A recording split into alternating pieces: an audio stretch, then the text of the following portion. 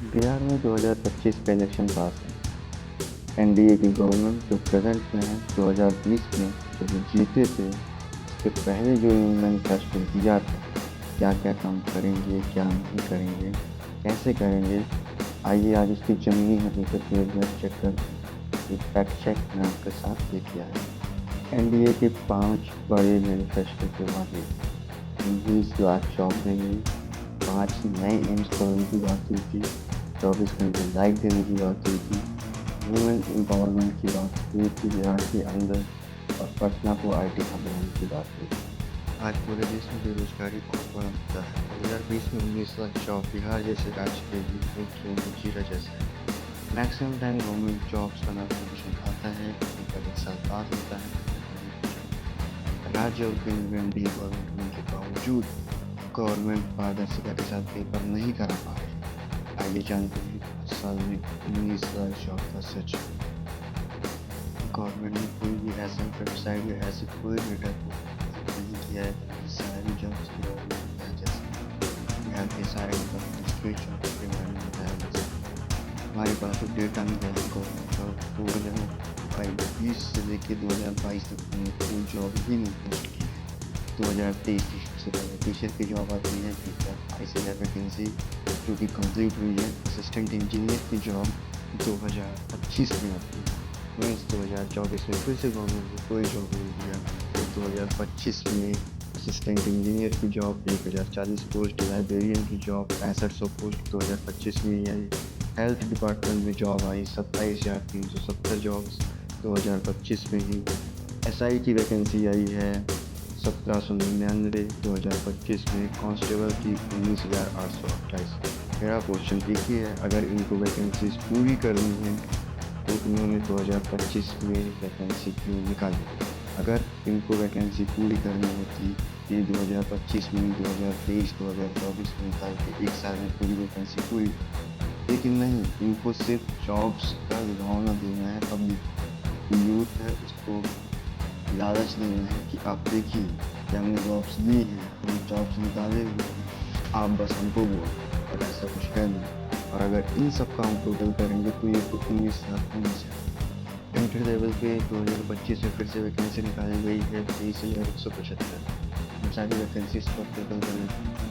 एक चीज़ मैं क्लियर कर दूँ, गवर्नमेंट ने ऐसा कोई सेंट्रलाइज डेटा नहीं दे रखा है जिससे सारी जॉब्स के बारे में पता चले। मेरे पास जो भी डेटा आया है वो मैं सिर्फ आपको 1,22,000 + 765 + 1,040 + 6500 + 27,070 + 1,799 + 19,828 + 23,175 टोटल जॉब्स 2,25,177। अब गवर्नमेंट से ये पूछने वाला है 19 लाख जॉब का वादा करके 2 लाख 2.5 लाख भी जॉब कंप्लीट ना करेंगे। बिहार जैसी जनता इतनी भोली भाली जनता जो कि काम करने के दूसरे स्टेट में जा रही है, उनको कुछ भी नहीं मिल रहा है। उनके यहाँ पे ना रोजगार लग रहा है, उनको ना ही गवर्नमेंट जॉब्स में कुछ मिल रहा है, और वो लोग कैसे रह रहे हैं उसको वही जानते हैं। आजकल यूथ उसको ये समझना चाहिए कि भाई देखो, अगर 19 लाख बोल रहा है तो कुछ नहीं तो 19 लाख पूरा करेगा, उसके लिए आपको लड़ाई करनी पड़ेगी।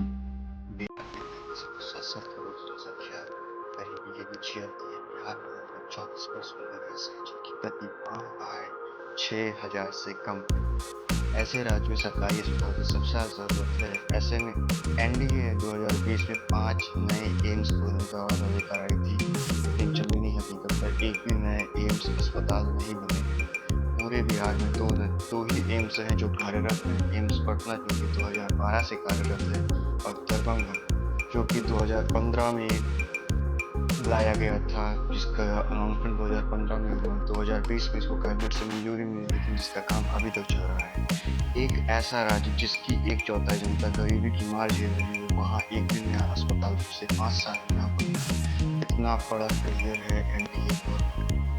बिहार में 24 घंटे लाइट देने का वादा एनडीए की मैनिफेस्टो में, लेकिन बिहार जैसे राज्य जहाँ पे साल दर साल बाढ़ में गाँव बह जा रहे हैं, वहाँ पे गाँव में 24 घंटे लाइट रहती है, कोई गारंटी नहीं। इसको कोई नहीं मान सकता है। वहाँ पे कनेक्टिविटी पुल की रही है, वहाँ लोग आज भी नाव के सहारे नदियाँ पार कर रहे हैं और वहाँ पे 24 घंटे लाइट गाँव को भी इसको मैं नहीं मान सकता। लेकिन न्यूज़पेपर्स की माने तो बिहार में 20 से 24 घंटे लाइट रहती है। बिहार की कितनी लाइट रहती है, बिहार वाले कमेंट करके बता सकते हैं। बिहार में महिला सशक्तिकरण के लिए 2 योजनाएँ लाई गई, मुख्यमंत्री महिला उद्यमी योजना और मुख्यमंत्री महिला रोजगार योजना। मुख्यमंत्री महिला उद्यमी योजना में 10 लाख रुपये की वित्तीय सहायता दी जाती है। वहीं मुख्यमंत्री महिला रोजगार योजना में छोटे दुकान, पशुपालन, छोटे व्यवसाय के लिए ये 10,000 से 2 लाख रुपये की वित्तीय सहायता दी जाती है। बाकी कौशल विकास योजना महिलाओं को मछली पालन प्रशिक्षण ये सब गवर्नमेंट के द्वारा प्रदान किया जाता है तथा सरकारी नौकरी में 35% आरक्षण महिलाओं को दिया जाता है। वहीं बिहार के डिप्टी सीएम चौधरी जी, जिनके ऊपर रेप अपहरण जैसे गंभीर आरोप है, ये एनडीए के दोहरे चरित्र को दर्शाता है। स्टार्टअप नीति 2022 को संशोधन करके 2024 में लाया गया। आईआईटी पटना ऐसे संस्थानों से ही आईटी बूस्ट आएगा, ऐसा सरकार भी बहुत पैसा निवेश कर रही है आईटी बूस्ट पे। लेकिन सिर्फ और सिर्फ ये कागज पे ही देखा जा सकता है, जमीनी स्तर पर बुनियादी ढांचे ही नहीं तैयार हुए हैं आईटी सिटी तैयार करने के लिए। ना कहीं से प्राइवेट फंडिंग आ रही है, ना कहीं से सरकारी फंडिंग मिल रही है और एक्सपीरियंस की इतनी भारी कमी है कि वहाँ पे आईटी सिटी का सपना देखना सिर्फ सपना रह गया है, हकीकत में इसकी कोई तैयारी नहीं। धन्यवाद दोस्तों, आप अपने व्यू को कमेंट कर सकते हैं, अगर मैं कहीं गलत हूँ तो उसके लिए माफ़ करना। बाकी जितने भी रिसोर्सेज हैं मैं उसको डिस्क्रिप्शन में डाल दूँगा, मोस्ट ऑफ चीज़ें इंटरनेट से ली गई हैं। और आप जिस भी राज्य के बारे में नया देखना चाहते हैं मैनिफेस्टो और रियलिटी को, उस पर आप कमेंट करते हैं। Thank you.